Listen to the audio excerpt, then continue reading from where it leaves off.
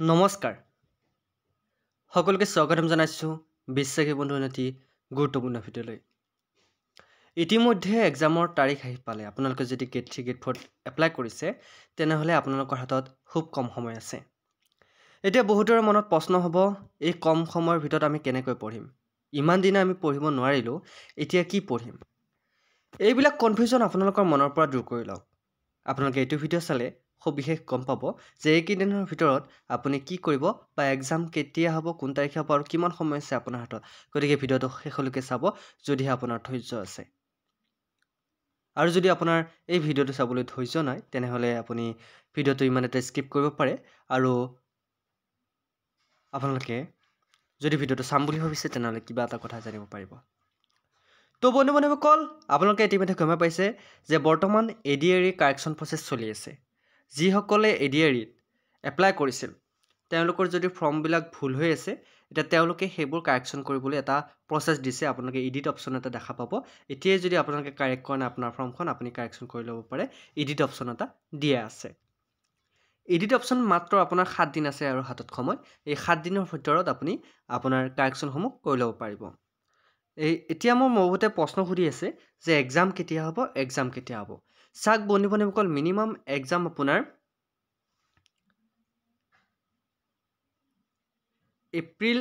এপ্ৰিলৰ ফাৰ্ষ্ট মানত আপোনাৰ এক্সাম হ'ব জানিব পৰা মতে ফাৰ্ষ্ট আপোনাৰ এপ্ৰিলৰ মাজতে আপোনাৰ এক্সাম হ'ব মই যিবোৰ তথ্য ইতিমধ্যে আপোনালোকক মই দিছোঁ আপোনাৰ প্ৰতিটো বস্তুই মই কাৰেক্টলি দিছোঁ কিবা এটা সোৰ্সৰ ওপৰত ভিত্তি কৰি দিছোঁ গতিকে এপ্ৰিললৈকে আপোনাৰ এক্সাম হ'ব বুলি ধৰি লওক মাজত মাত্ৰ আছে ফেব্ৰুৱাৰী মাৰ্চ ওকে মাজত মাত্ৰ আছে কি আছে ফেব্ৰুৱাৰী মাৰ্চ আছে 2 মাহ আছে সময় 2 মাহত 60 দিন এই 60 দিনত আপুনি কি কৰিব কেনেকৈ পঢ়িব পঢ়াৰ এটা সিস্টেম আছে সেই সিস্টেমটো আপুনি কেনেকৈ ফলো কৰিব বহুতে মোক কৈ আছে যে আপুনি এটা ট্ৰিক শিকাই দিয়ক যে আমি কেনেকৈ পঢ়িম কি কৰিম কেনেকৈ কি কৰিলে আমাৰ এই 60 দিনত আমাৰ কমপ্লিট হ'ব 60 দিন মিনিমাম 60 দিন বুলি ধৰি লওক এপ্ৰিল মে মানত আপোনাৰ পৰীক্ষা হ'ব এপ্ৰিল মেহত যেটো পৰীক্ষা হ'ব আপোনাৰ মাজত 60 দিন আৰু ইফালে আপুনি ৰিভাইজ কৰিবলৈ গৈ কিবা কৰিবলৈ এতিয়া মেইনলি আপুনি কি চাব জানেনে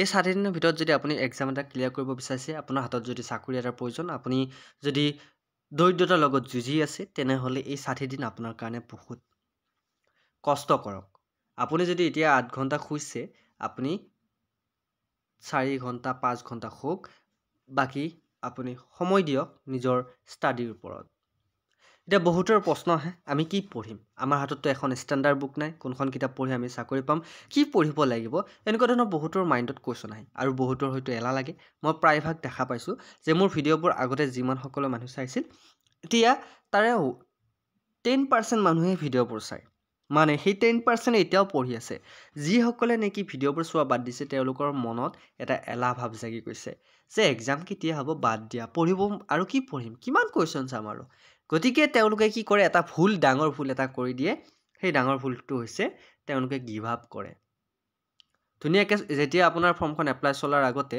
যেতিয়া চাকৰি এডভাৰটাইজমেণ্ট ওলাল তেতিয়া দুদিনমান ধুনীয়াকৈ দেখাক দেখি কিছুমানে পঢ়ি আছে তাৰপিছত দেখা পালে যে এতিয়ালৈকে ডেট ওলোৱা নাই তেওঁলোকে কি কৰিলে যিমানবোৰ পঢ়িলে তেওঁলোকৰ পঢ়াবোৰ কেনেকৈ অথলে যায় চাওকচোন এক্সামৰ তাৰিখ ওলোৱাৰ পিছত তেওঁলোকে পঢ়ি আছে এটা ধুনীয়া পেটাৰ্ণ চলি আছে ওকে তাৰপিছত তেওঁলোকে মাজতে কি দিলে গেপ কিয় দিলে বোলে এতিয়ালৈকে এক্সামৰ তাৰিখ অহা নাই গতিকে পিছত পঢ়িম এই পিছত পঢ়িম শব্দটোৱে তেওঁলোকক এনেকুৱা এটা পৰ্যায়লৈ লৈ যাব কি এইবাৰো তেওঁলোকে চাকৰি নাপায় এই মাজতে গেপটো ৰৈ গ'ল এই গেপটো যেহেতু মাজতে ৰৈ গ'ল যিবোৰ আগতে পঢ়িছিল সেইবোৰো তেওঁলোকৰ অথলে গ'ল কাৰণ কোনো মনত নৰয় গতিকে আপোনালোকৰ বস্তু এটা কেতিয়া পাৰফেক্ট হয় যেতিয়া আপুনি চেষ্টা চলাই থাকে ট্ৰাই কৰি থাকে তেতিয়াহে বস্তু এটা পাৰফেক্ট হয় নহয় জানো কোনো এটা কাম আপুনি কৰিবলৈ ডাইৰেক্টলি কৰিব নোৱাৰে প্ৰেক্টিছ কৰি থাকিবলৈ তেতিয়াহে আপুনি মাষ্টাৰ হ'ব পাৰিব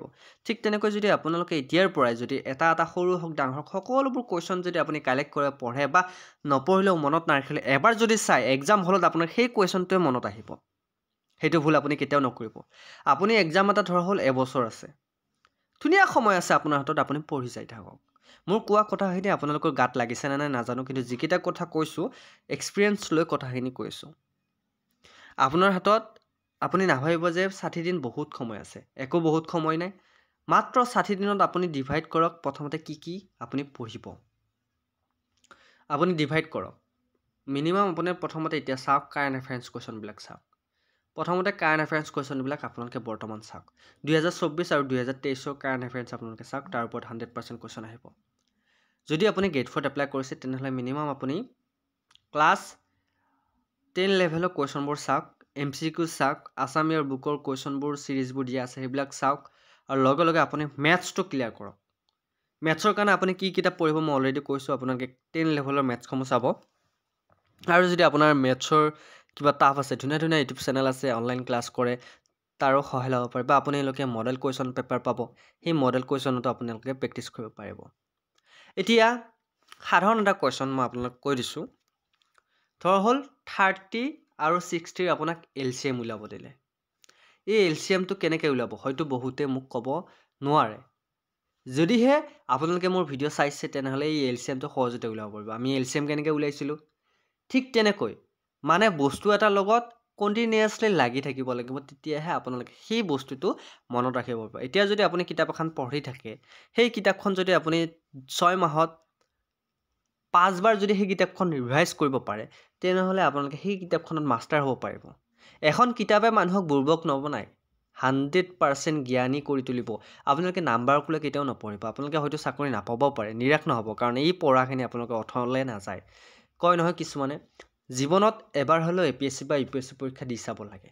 কাৰণ যেতিয়া আপুনি APSCৰ কাৰণে পঢ়িব, সেই পঢ়াৰ সময়ত আপুনি বাকীবোৰ এক্সাম ইজিলি ক্লিয়াৰ কৰি যাব পাৰিব। আপোনাৰ যদি লক্ষ্য নাই তেনেহ'লে আপোনালোকে এবছৰ বা 2 বছৰ APSC বা UPSC দি চাওক, তেতিয়া আপোনালোকে কোনো এজন বিশেষ ব্যক্তিয়ে কোৱাৰ দৰে আপুনি এজন চাকৰিয়াল নহ'লেও মহান ব্যক্তি হ'ব পাৰিব। কাৰণ বহুত কথা জানা যায়তো। এজন চিভিল ছাৰ্ভিচ হ'বলৈ কিমানখিনি কথা জানিব লাগে, কিমানখিনি কথা পঢ়িব লাগে, সেই সকলোবোৰ কথা যদি আপুনি পঢ়ি লয়, তেতিয়া চাকৰি নাপালেও আপোনালোকৰ কি হৈ যায়, আপোনাৰ ব্যক্তিত্বটো ধুনীয়াকৈ গঢ়ি উঠে। ঠিক তেনেকৈ আপুনি ADR কাৰণে পঢ়ি আছে। ADR কাৰণে পঢ়ি আপুনি যদি ADR চিলেকশ্যন নাপায়, বেলেগ এক্সাম আহিলে 100% আপুনি চিলেকশ্যন পাব। কাৰণ আপুনি আছাম ডাইৰেক্ট ৰিকুৱাৰমেণ্টৰ কাৰণে পঢ়ি আছে, আৰু যিবোৰ পঢ়িছে সেইবিলাকেইতো আহি থাকে পৰীক্ষাত। কিয় ডিমটিভেট হৈছে, কিয় আপুনি নিৰাশ হৈছে? এলেহুৱা ভাৱটো এৰি দিয়কচোন।